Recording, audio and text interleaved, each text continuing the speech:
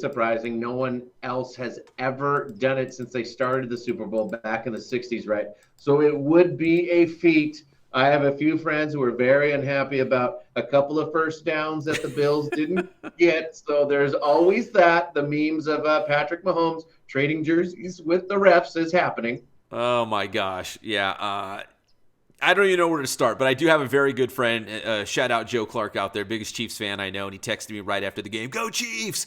I didn't even respond. I just sent a bunch of screenshots of all of the plays that the Chiefs got called their way that should have gone the Bills' way. That's all I sent back to him. Like, come on, man. We all saw it. If you got on Twitter, aka X, any social media platform, people were just losing their minds, especially, and it kind of validates how I feel at least a little bit. A lot of former players who are now like in broadcasting, or they have podcasts, or maybe they just have a big social media following. We all saw the same thing. Like, everyone saw it but the referees. Yeah, boy, an interception where they were wrestling for the ball. That's always kind of an up for grabs thing. That was a huge thing for them. It wasn't like the other game, which I know we're going to talk about here in a minute. That one was pretty well decided. This was a close game. Yeah. And for the Chiefs to win, like we've talked about this before, for the Chiefs to win, all they got to do is keep it close, because if they get the ball last, they're going to win. Like, it just doesn't matter. Like, so you got to have a several score lead to be safe, because you're not going to get the calls. If Patrick Mahomes gets the ball, they're going to win. And that Kansas City defense really is their calling card this season. It's not the offense that is winning games. It's really that defense, and they got a great kicker too. And that defense I can give credit to, because my goodness, did they stop Josh Allen from running? I've never seen him get stuff like that. Yeah, it's funny you say that, Patrick, because I thought, trying to be the analyst, the expert, I was like, what? Why is this game like favoring Kansas City? And it really was, I felt like Buffalo's offensive line just could not do their job. Like, Cook had a couple good runs, but not really. And Josh Allen, I just felt like was running, especially in that fourth down play. Like, I'd say, hey, you got time, set up a great play, fourth down in the fourth quarter. Basically, your season is riding on this play. And he was running for his life. Very much so, dude. So that was kind of surprising to see him get stuff that hard. Because, let's face it, he's a great big dude. Yeah. Big guy. So not easy to stuff him. And, it's like they decided he's not going to run. Mm-hmm. And, that's what happened, too. Yeah, credit to KC on that. Yeah, did they get all the calls? Yes, they did. But their defense, I thought, really did a good job. Even though they gave up 29 points, I felt like they still did a really good job on Buffalo. So now Josh Allen 0 for 4 against Patrick Mahomes in the playoffs.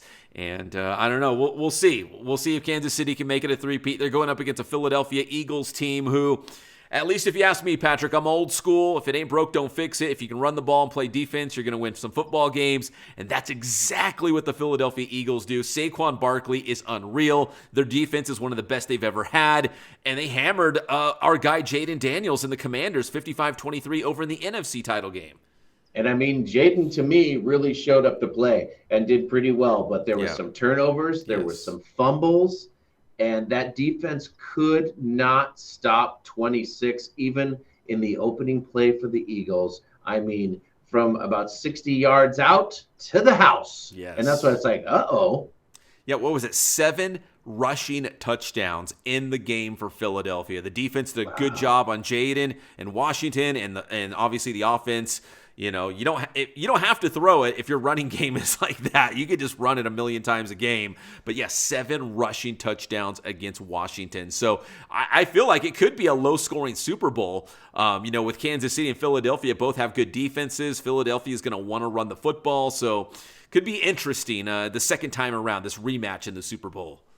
And then how about looking at it from Saquon Barkley's perspective, getting out of Shawshank and the New York Giants, to now he's in the Super Bowl. We saw it on Hard Knocks where the John Mara said, hey, I'm going to have a tough time sleeping if he goes to Philadelphia, because he knew something bad was going to happen. I don't even think he thought it would be this bad, but it is a career year. He's in the big game. Wow. Yeah, it all fell into place for Saquon Barkley. Like, you're right. Probably his best career, best season he's had in his career. And to get to the Super Bowl, and if Philadelphia wins it, obviously not knowing what's going to happen unless you're the Chiefs and the referees and you already know what's going to happen in the Super Bowl. But for everybody else, there's probably a good chance he might be the Super Bowl MVP if they're going to run the football hard against Kansas City.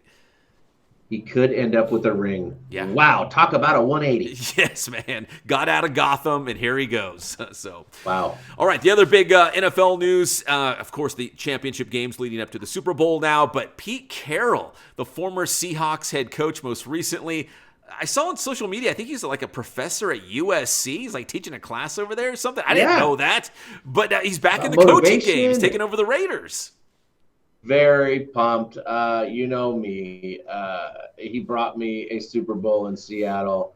Big Pete Carroll fan. I know there's a lot of listeners out there who are big USC fans who still remember how great Pete was there. And now, I mean, I think this may be just what the Raiders needed. My goodness, he teams up with Tom Brady.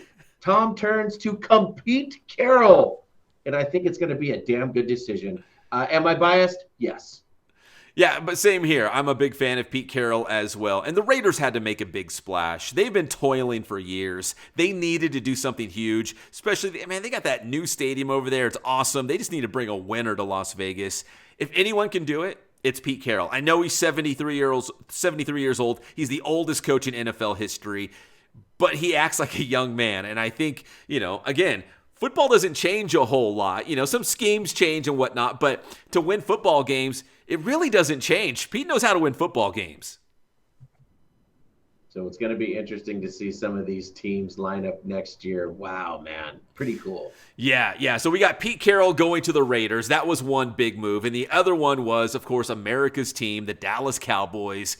And they got a little pushback on this one, going with offensive coordinator Brian Schottenheimer. Of course, he comes from, good football pedigree, but he's never been a head coach. I don't know if he was like a hot commodity out there where a lot of teams were trying to snatch him up, but the Cowboys went with Brian Schottenheimer. And if this backfires, it'll just be another move in a long line of bad moves for the Cowboys where they've been, I guess you could say, like the Raiders, kind of toiling for a long time. Shoddy, as they like to call him. And, the big word was, of course, what Jerry wanted to do. He wanted to pull the trigger on prime time and get Dion in there. And, he basically got vetoed by his sons. If this doesn't work out, Jerry Jones is not going to be happy.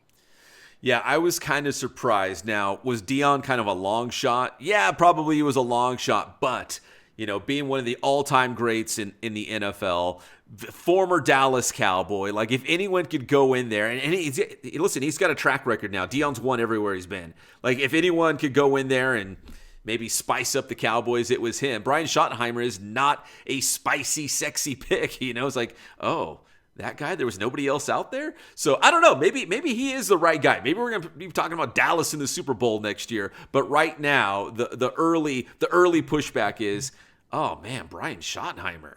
Yeah, we'll have to see what happens for sure. Well, Pep, we're coming up to the big game.